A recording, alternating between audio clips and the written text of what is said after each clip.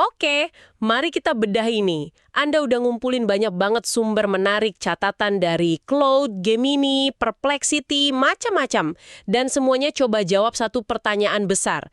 Gimana caranya orang biasa yang nggak punya tim gede atau studio mahal bisa tiba-tiba jadi relevan, jadi populer di YouTube tahun 2026?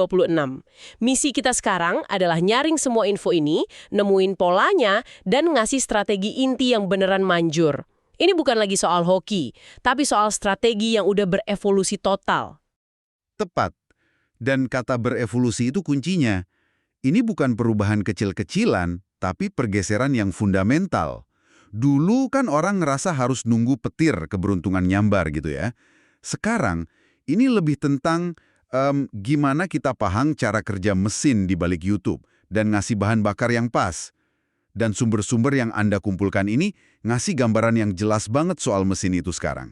Oke, kita mulai dari yang paling dasar deh. Kenapa? Sekarang ada satu gagasan dari catatan ChatGPT yang bener-bener nonjol banget buat saya. Lanskap YouTube itu udah berubah total. Katanya ini bukan lagi soal siapa Anda, tapi soal sinyal yang Anda kasih ke algoritma. Dulu algoritma tuh kayak nanya, ini siapa sih kok tiba-tiba muncul? Tapi sekarang pertanyaannya lebih simpel. Orang ngeklik nggak? Mereka nonton, mereka bertahan sampai akhir nggak? Nah ini yang bener-bener buka jalan buat kreator baru. Dan pintu itu kebuka lebih lebar dari yang kita kira loh.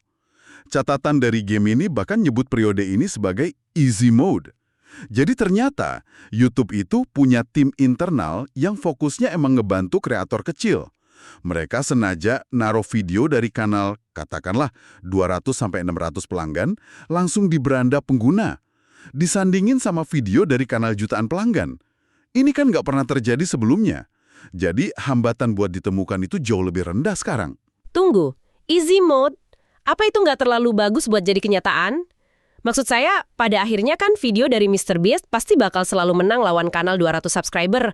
Nggak peduli seberapa keras YouTube nyoba. Pertanyaan bagus. Tentu aja video MrBeast punya keunggulan, tapi easy mode ini bukan soal amal ya. Ini strategi YouTube buat jaga kesehatan ekosistemnya. Mereka nggak mau platformnya jadi stagnan, isinya pemain besar yang itu-itu aja. Dengan nguji konten baru ke audiens yang lebih luas, mereka bisa nemuin MrBeast berikutnya. Jadi ini investasi buat masa depan platform itu sendiri. Ditambah lagi, ada pergeseran besar dari sisi penonton. Hampir semua sumber setuju soal ini.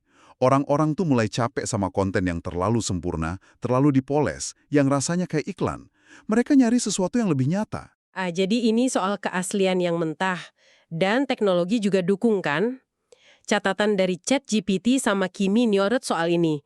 Gimana batasan produksi itu makin hilang? Dulu perlu kamera puluhan juta, perlu tim editor, sekarang ponsel di kantong kita sama beberapa aplikasi AI gratis aja udah cukup buat bikin konten yang kelihatan profesional. Jadi, pembedanya sekarang itu ide dan eksekusinya, bukan lagi soal seberapa mahal alat Anda. Persis, demokratisasi konten udah di puncaknya.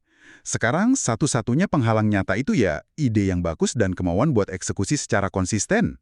Oke, jadi batasannya makin hilang. Semua orang bisa bikin video. Tapi ini kan pedang bermata dua. Artinya persaingannya makin gila. Jadi gimana caranya biar nonjol? Nah ini yang bikin saya penasaran sama catatan dari Claude soal niching down hard.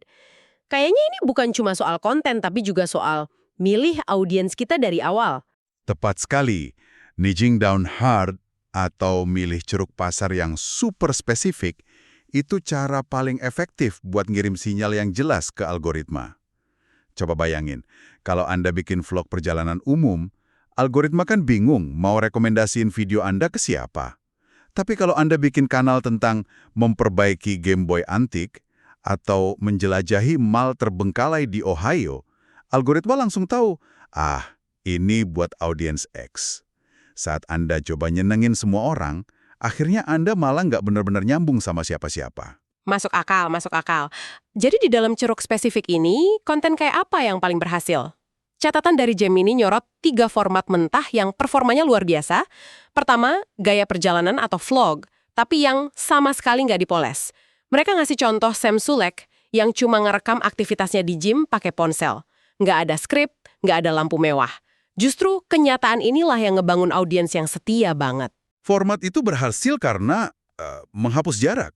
Rasanya kayak kita lagi nongkrong bareng temen bukan nonton sebuah produksi. Ini ngebangun apa yang disebut hubungan parasosial yang kuat banget. Penonton ngerasa kenal sama kreatornya. Betul. Format kedua, membangun di depan umum, building in public. Ini tentang ngedokumentasiin proses. Entah itu belajar skill baru atau ngerintis bisnis. Dan yang penting, kreatornya juga nunjukin kegagalannya. Ini rasanya lebih jujur ya.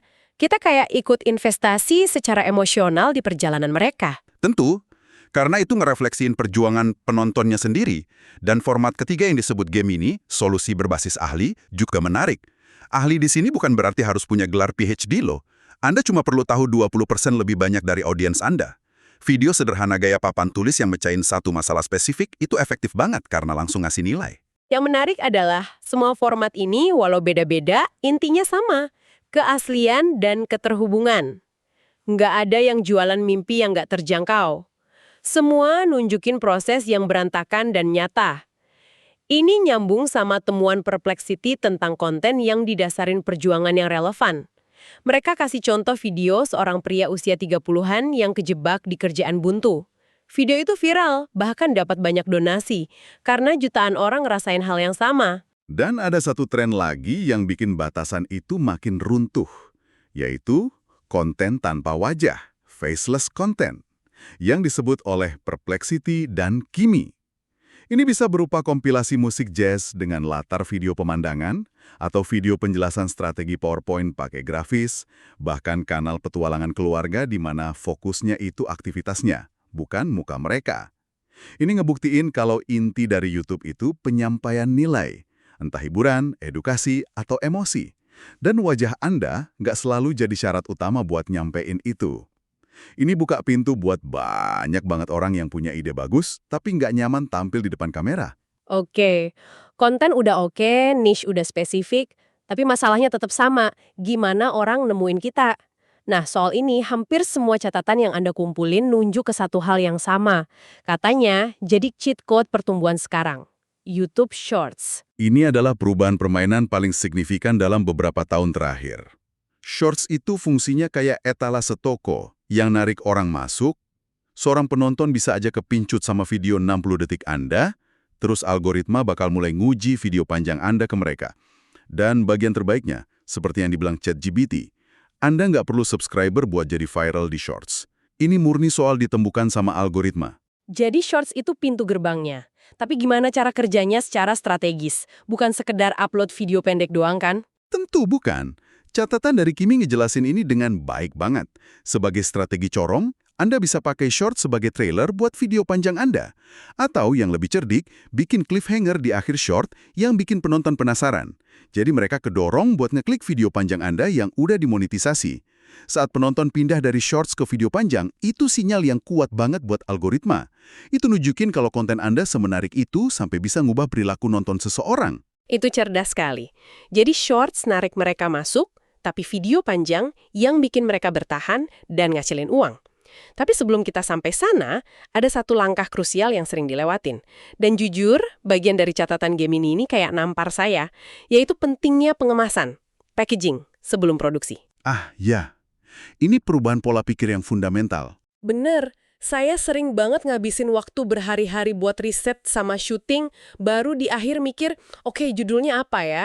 Ternyata saya udah salah dari awal. Aturan utamanya dari Gemini, rancang thumbnail dan judul duluan. Kalau ide Anda nggak bisa dikemas dalam judul dan thumbnail yang menarik buat diklik, kemungkinan besar video itu nggak akan pernah dapat kesempatan.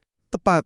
Pergeserannya itu dari saya mau buat video terus pikirin judulnya, jadi saya punya ide judul dan thumbnail yang bagus, sekarang ayo kita buat video yang menuhin janji itu.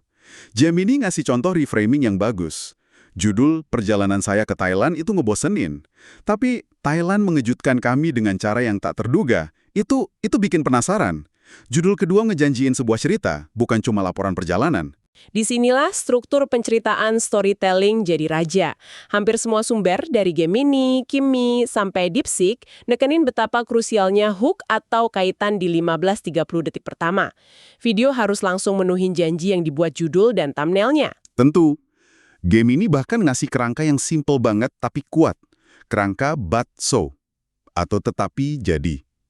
Saya mencoba melakukan X, tetapi Y terjadi, jadi saya harus melakukan Z. Struktur ini secara alami nyiptain ketegangan dan bikin penonton pengen tahu kelanjutannya.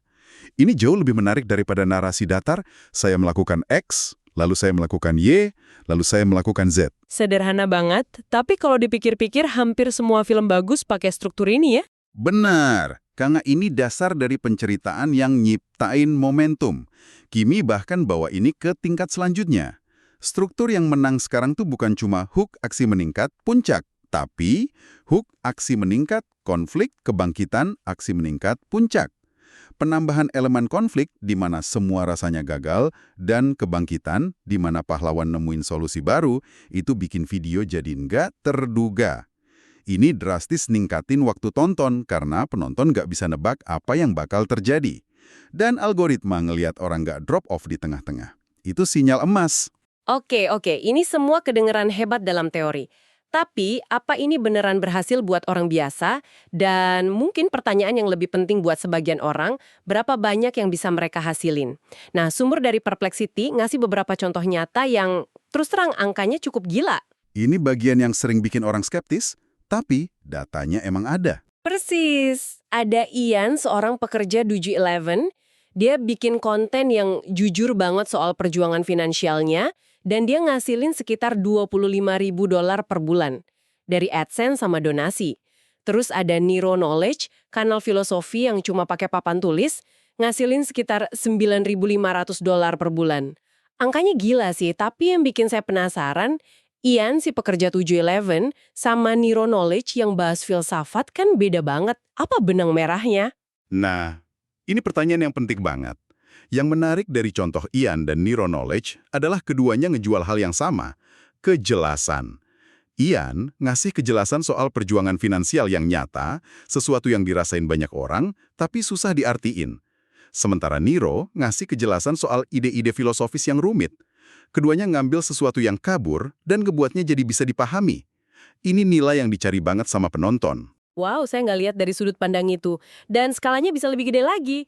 Outdoor Boys, kanal petualangan keluarga, katanya bisa ngasilin antara $150.000 sampai $420.000 per bulan. Dan yang paling ngejutin saya, kanal Tanpa Wajah kayak kompilasi musik jazz atau tutorial PowerPoint bisa dapat antara $7.000 sampai $500.000 per bulan. Ini ngubah persepsi saya sepenuhnya. Tapi kalau kita sambungin ini sama gambaran besarnya, penting buat dipahami kalau kesuksesan ini nggak terjadi dalam semalam ya. Ini bukan soal bikin satu video terus langsung kaya. Angka-angka itu hasil dari penerapan pola pikir yang benar. Disinilah konsep konsistensi yang ditekanin Cloud, Copilot, sama ChatGPT jadi krusial banget. Dan ini bukan cuma soal konsistensi jadwal upload ya, ini soal konsistensi dalam pengembangan diri. Bener. Ini tentang compounding skill. Gemini dan ChatGPT nyorot ide buat jadi 1% lebih baik di setiap video.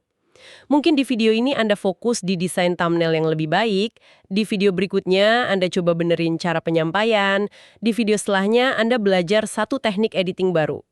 Ini proses iteratif yang nggak ada habisnya. Tepat.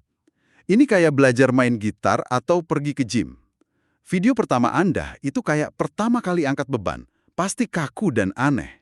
Tapi di video ke-100, gerakannya udah jadi kebiasaan dan Anda bisa fokus ke hal yang lebih kompleks. Dan ini ngebawa kita ke apa yang disebut ChatGPT sebagai kebenaran tersembunyi. Sebagian besar sukses dalam semalam yang kita lihat itu sebenarnya terjadi setelah kreatornya upload 50-200 video. Mereka diabaikan berbulan-bulan atau bahkan bertahun-tahun sambil diam-diam terus ngasah skill mereka. Jadi sukses semalam itu mitos. Yang ada cuma kerja keras bertahun-tahun yang akhirnya ketahuan orang. Pertumbuhannya itu tertunda, tapi pas dateng sifatnya eksponensial. Kita cuma nemuin mereka setelah titik kritis itu tercapai. Persis. Jadi, apa artinya semua ini buat Anda? Setelah kita bedah semua sumber ini, gambaran yang muncul jelas banget. Kunci sukses di YouTube sekarang bukan lagi soal kesempurnaan, bukan soal ketenaran yang udah ada, dan jelas bukan soal peralatan mahal. Kunci suksesnya adalah kombinasi dari 3 hal. Keaslian yang ekstrim, di mana Anda nggak takut nunjukin proses yang berantakan, pemahaman cerdas soal pengemasan dan penceritaan, yaitu tahu cara narik perhatian dan mempertahankannya, dan yang paling penting, konsistensi yang gigih buat terus belajar dan berkembang, bahkan pas nggak ada yang nonton. Itu rangkuman yang sangat baik, dan setelah kita paham semua ini munculin satu pertanyaan penting buat direnungkan. Kita udah lihat gimana keaslian yang mentah dan gaya nggak sempurna jadi kunci sukses kreator independen. Pertanyaannya adalah, apa yang bakal terjadi pas kreator-kreator besar dengan tim dan sumber dayanya mulai niru estetika mentah ini secara strategis? Akankah audiens bisa bedain mana autentisitas yang asli dan mana yang diproduksi secara profesional biar kelihatan autentik? Ini mungkin tantangan berikutnya yang bakal dihadapi sama orang biasa di platform ini.